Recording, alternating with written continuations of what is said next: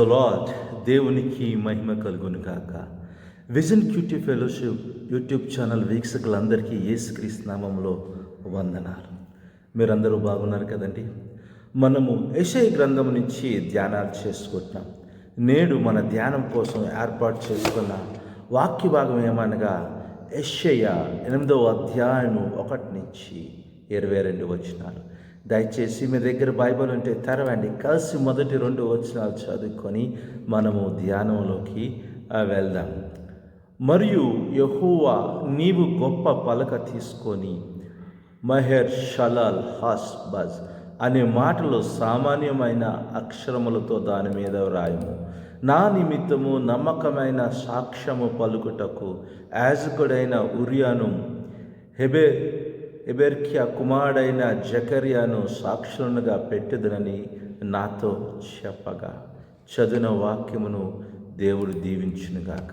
చదివిన వాక్యమును బట్టి మనం ఏర్పాటు చేసుకున్న అంశమేమనగా మహేర్ షలాల్ హాస్ బాజ్. మహేర్ షలాల్ హాస్ బాజ్ అనే అంశాన్ని మనము ఏర్పాటు చేసుకున్నాం. ఈ వాక్యాన్ని బాగా చదివిన తర్వాత సారాంశాన్ని మనం గమనించినట్లయితే ప్రవక్తల గ్రంథాలు చాలా ఇంట్రెస్టింగ్గా ఉంటాయి కదండి. ప్రవక్తలు గురించి మనం లోతుగా ధ్యానం చేయాలంటే ప్రతిరోజు మన వాక్యాన్ని ధ్యానిస్తూ అందులో ఉన్న విషయాలు రాసుకుంటే ఇంకా లోతుగా అవుతుంది. సారాంశాన్ని మనం గమనించినట్లయితే అశూర్ చేతిలో సిరియా మరియు ఉత్తర ఇశ్రాయేలీలు నాశనం అవుతారని ముందుగా హెచ్చరించడానికి దేవుడు యెషయా కుమారునికి మహేర్ షలాల్ హాస్ బాజ్ అని పేరు పెట్టాడు కదండి. ఈ విషయాన్ని మనం అర్థం చేసుకోవాలి. దేవుడు ఏది చేసినా ఒక ఉద్దేశంతో చేస్తాడు. ఈ యొక్క పేరు పెట్టడానికి ఒక ఉద్దేశం ఏంటంటే వారిని నాశనం చేస్తాడు లేదా హెచ్చరించడానికి దేవుడు ఆ పేరు పెట్టమని చెప్పాడు. యూదా దేవుణ్ణి విడిచిపెట్టి అష్షూరుపై ఆధారపడింది. కానీ శక్తివంతమైన అష్షూరు దేశము యూదా దేశమునకు ఒక ముప్పుగా మారింది కదండి. అయినప్పటికీ దేవుడు యూదా దేశంతో ఉంటాడు కాబట్టి అది పూర్తిగా నాశనము కాలేదు. తనకు భయపడే వారిని దేవుడు కాపాడుతాడని, కానీ ఎవరైతే ఆయనను తిరస్కరిస్తారో వారికి తాను అడ్డుగా ఉంటానని దేవుడు హెచ్చరించాడు. ఈ యొక్క విషయాలను యెషయా ఇక్కడ రాస్తాడు.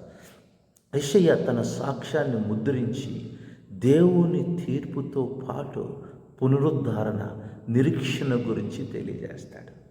దేవుని వాక్యము కాకుండా ఇతర విషయాలపై ఆధారపడిన వారు చివరికి దుఃఖంలో మరియు చీకట్లో పడిపోతారు కదండి. ఇక్కడ ఈ విషయాలన్నీ కూడా మనం సారాంశంగా చూడగలుగుతున్నాం.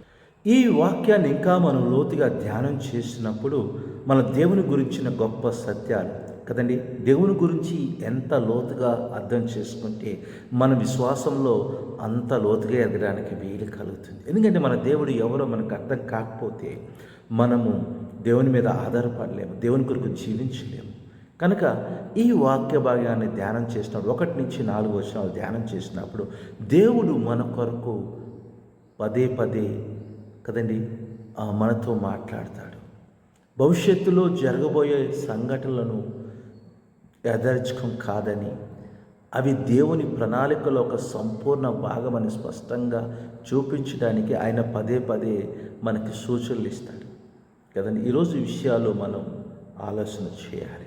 దేవుడు చూపించేవి మాట్లాడేవన్నీ కూడా ఏదో వాటికి అవే జరిగినవి కాదు. ఒక ఉద్దేశంతో దేవుడు అవి మనకి నేర్పిస్తూ ఉంటాడు, చూపిస్తూ ఉంటాడు, హెచ్చరిస్తూ ఉంటాడు. మనం అర్థం చేసుకోవాలి. అలాంటి మంచి దేవుడు మనకున్నాడు. ఆయన మనల్ని హెచ్చరించే దేవుడు, సరిచేసే దేవుడు. దాని ద్వారా యూదా దేశము విశ్వాసము బలపడుతుందని ఆయన ఆశించాడు. ఆయన మన జీవితంలో కూడా ఆ విధంగానే ఆశిస్తాడు. కానీ ఈ మధ్య కాలంలో దేవుడు మనకు పదే పదే ఏమి చెప్తున్నాడో ఆలోచన చేయాలి కదండి.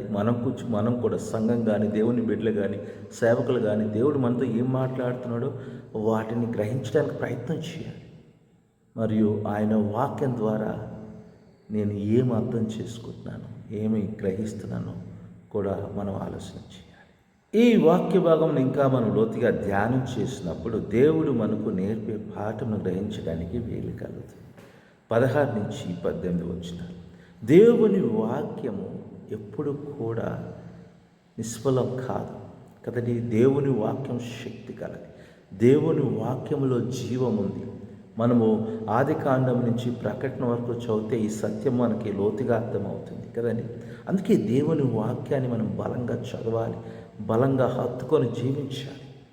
అలాగే దేవుని కరుణకు, ఆయన యొక్క కృపకు కూడా అంతము లేదండి. కృపగల దేవుడు మన దేవుడు.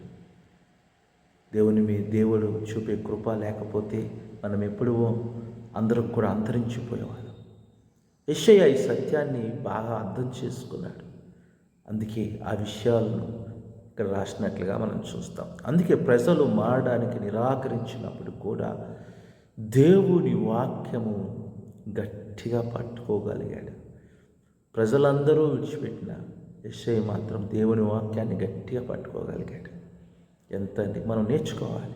ఈ లోకము, మన చుట్టుపక్కల ఉన్నవారందరూ కూడా ఏ విధంగా ఉన్నా మనం వాక్యాన్ని గట్టిగా హత్తుకొని జీవించాలి. యెషయాలాగా పరిస్థితులు మెరుగు పడనప్పుడు కూడా అతను దేవుని కనికరంపై ఏమాత్రము సందేహించలేదు. చుట్టుపక్కల పరిస్థితులు విపరీతంగా అనుకూలంగా లేకపోయినా ఎప్పుడు కూడా దేవుని కృపను సందేహించలేదండి. ఎంత గొప్ప విశ్వాసం!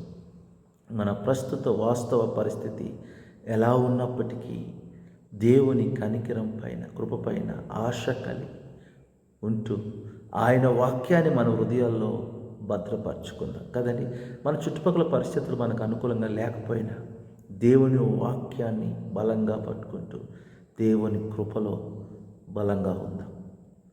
ప్రార్థన చేసుకుందాం. ప్రభా, మీ నామానికి ఎంత వందనాలు తండ్రి. అవునైనా నీ వాక్యాన్ని పట్టుకొని నీ కృప మీద ఆధారపడి జీవించడానికి మరి సాయం చేయండి. ఈ లోకంలో ఉన్న వారందరూ ఏ విధంగా ఉన్నా మేము మాత్రం నీ బిడ్డలుగా నీ వైపు చూసే శక్తి దయచేయండి.